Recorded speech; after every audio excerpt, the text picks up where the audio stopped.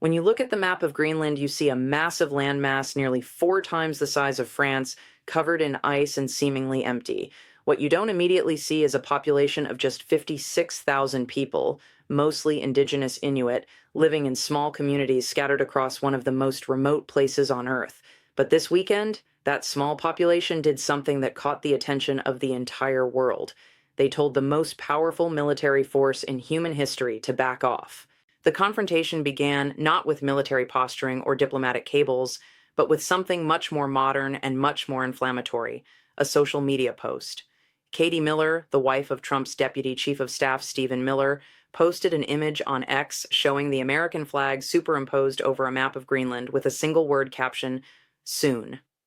To understand why this seemingly simple post triggered an international crisis, you have to understand what happened just days before in Venezuela, where President Trump demonstrated that his administration is willing to use military force to reshape the global map according to American interests. The timing of Miller's post was not accidental. It came in the immediate aftermath of the stunning U.S. military operation that captured Venezuelan President Nicolas Maduro, an operation that showed the world Trump's willingness to use America's military superiority to achieve political objectives that previous administrations might have pursued only through diplomatic pressure or economic sanctions. When Greenland's Prime Minister Jens Frederik Nielsen saw that post, he understood that this was no longer about theoretical threats or campaign rhetoric. This was about a demonstrated willingness to act.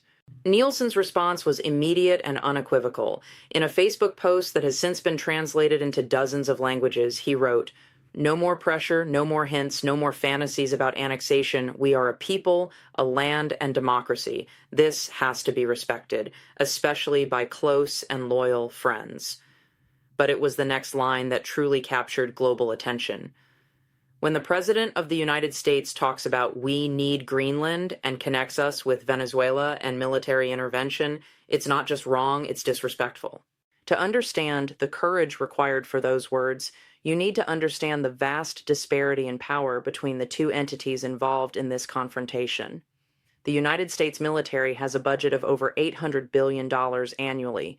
Greenland's entire government budget is less than $3 billion. The U.S. has nuclear weapons, aircraft carriers, and the ability to project military force anywhere in the world within hours.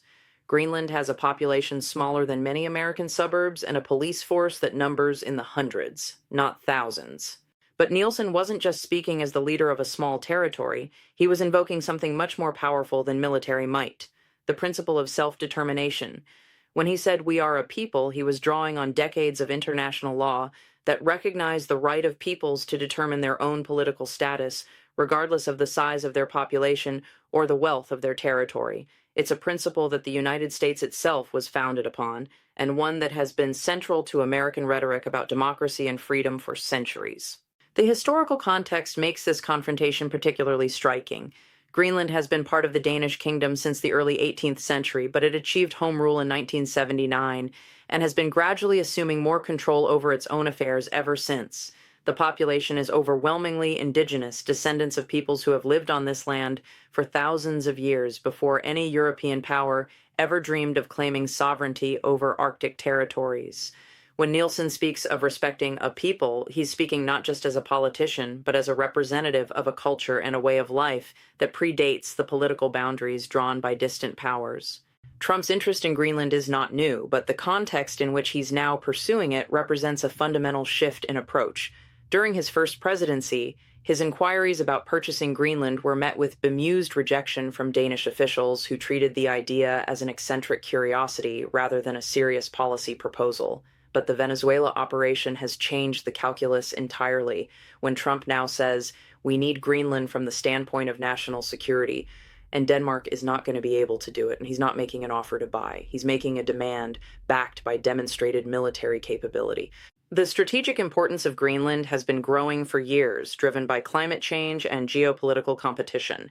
As Arctic ice melts, new shipping routes are opening that could dramatically reduce travel time between Europe and Asia, potentially making the Arctic one of the most economically important regions in the world. Greenland also sits atop some of the world's largest deposits of rare earth elements, materials that are crucial for everything from smartphones to military technology. For decades, China has dominated the rare earth market, giving Beijing significant leverage over global supply chains. Control of Greenland's mineral resources could potentially break that dominance. But there's also a military dimension that has become increasingly urgent. Russia has been expanding its presence in the Arctic, building new military bases and deploying advanced weapons systems in the region. China, despite having no Arctic territory of its own, has declared itself a near-Arctic state and has been investing heavily in Arctic research and infrastructure. From a U.S. military perspective, Greenland represents the key to controlling access to the Arctic and preventing rival powers from establishing a foothold in what could become a crucial theater of future competition. Trump has made this strategic calculation explicit in his recent statements. "We need Greenland from the standpoint of national security," he told reporters aboard Air Force One, adding that Denmark is not going to be able to do it. The implication is clear. If Denmark cannot or will not develop Greenland's strategic potential in ways that serve American interests, then the United States should take control of the territory itself. But Nielsen's defiance represents something that military strategists and geopolitical analysts often overlook: the power of legitimacy.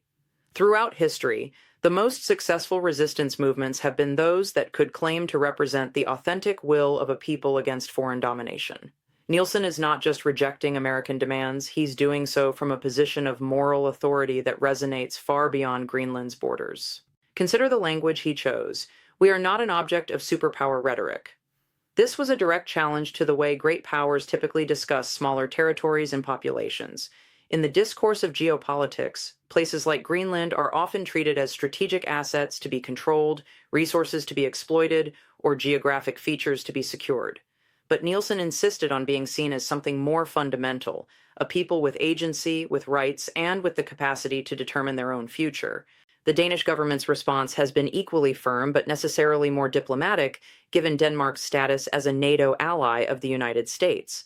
Prime Minister Mette Frederiksen warned that any U.S. military action against Greenland would end everything, including the NATO alliance and the security that has been established since the end of the Second World War. This puts the United States in an almost impossible position. Achieving its strategic objectives in Greenland through military force would require attacking a NATO ally, thereby destroying the very alliance system that American global strategy depends upon. The broader implications of this confrontation extend far beyond the Arctic. If the United States can successfully pressure or coerce Denmark into ceding control of Greenland, it sets a precedent for other territorial disputes around the world. Small nations and territories everywhere would have to recalculate their relationship with larger powers, understanding that sovereignty is conditional and that military might can ultimately trump international law when the stakes are high enough. But if Greenland's resistance succeeds, if Nielsen's defiance becomes a model for other small nations standing up to superpower pressure, then it could mark the beginning of a different kind of international order, one where the principle of self-determination carries more weight than strategic advantage, where the rights of small peoples are respected even when they conflict with the interests of great powers. The economic dimensions of this confrontation are equally complex. Greenland's economy is heavily dependent on subsidies from Denmark, which provide about half of the territory's government revenue. The United States could potentially offer economic incentives that would dwarf Danish support, giving Greenlanders a much higher standard of living in exchange for accepting American sovereignty. But Nielsen's response suggests that for many Greenlanders, questions of identity and self-determination matter more than economic calculations. There's also the question of what American control would actually mean for ordinary Greenlanders. The indigenous population has already experienced centuries of cultural disruption through Danish colonization, including forced relocations, language suppression, and the destruction of traditional ways of life. Many Greenlanders view their gradual movement toward greater autonomy as a way of reclaiming their cultural heritage and political agency. American annexation, regardless of economic benefits, would represent a reversal of that process, a return to external control by a distant power. The international response to Nielsen's defiance has been telling. European leaders have rallied around Denmark and Greenland, issuing statements that defend territorial integrity and self-determination. But there's also been a notable silence from some quarters, particularly from countries that have their own complicated relationships with larger powers or their own territorial vulnerabilities. The Chinese government, despite its usual criticism of American hegemonic behavior, has been relatively restrained in its response, perhaps recognizing that too strong a defense of territorial integrity might complicate its own claims in the South China Sea or its position regarding Taiwan. What makes this confrontation particularly fascinating is the way it highlights the limits of military power in the modern world.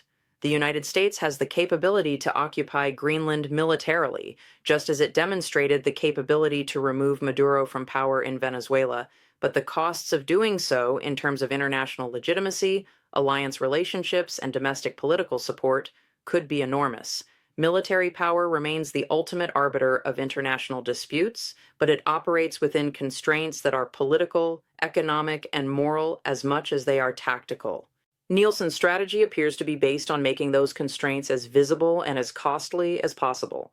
By framing Greenland's resistance in terms of democracy, self-determination, and respect for indigenous rights, he's appealing to values that the United States officially champions, and that much of the international community supports. This makes it much harder for Trump to justify the use of force without appearing hypocritical or abandoning principles that are central to American soft power. The timing of this confrontation is also significant because it comes at a moment when the international order is already under tremendous stress. The war in Ukraine, tensions in the South China Sea, and the ongoing competition between the United States and China have created an environment where traditional diplomatic norms are breaking down and military solutions are being considered for problems that were previously addressed through negotiation and compromise. Nielsen's defiance represents a test case for whether small nations can still successfully resist pressure from great powers, or whether we're entering an era where might truly does make right. The role of public opinion, both domestic and international, could prove crucial in determining the outcome. Polling in Denmark shows strong opposition to any transfer of Greenland to the United States, and there's been a similar reaction throughout much of Europe. But American public opinion is more divided, with some viewing Trump's interest in Greenland as a reasonable assertion of strategic interests, while others see it as an unnecessary provocation of allies and a distraction from domestic priorities. What happens next will depend largely on how far Trump is willing to push this confrontation, and how effectively Nielsen and his allies can maintain international support for their position. If Trump continues to escalate pressure using economic sanctions or other forms of coercion against Denmark and Greenland, it will test whether the international community is willing to impose costs on the United States for what many would see as bullying a small territory and indigenous population. But there's also the possibility that this confrontation could lead to a broader conversation about Arctic governance and the rights of indigenous peoples in an era of great power competition. Greenland is not the only Arctic territory with a small indigenous population and strategic resources that great powers covet. The precedent set by this dispute could have implications for similar situations throughout the Arctic region and beyond. As we watch this situation unfold, we're witnessing something that happens rarely in international relations. A genuine David versus Goliath moment where the outcome is not predetermined by the balance of military power. Nielsen's defiance has already achieved something important by making Greenland's voice heard on the global stage and by forcing the international community to confront questions about sovereignty, self-determination, and the rights of small peoples in a world increasingly dominated by great power competition. Whether that defiance can ultimately succeed in preserving Greenland's autonomy and preventing its absorption into American territory remains to be seen. But regardless of the outcome, Nielsen has already demonstrated that even in an age of superpower rivalry and military dominance, there is still power in moral authority and in the simple act of a small people refusing to be treated as pawns in someone else's game.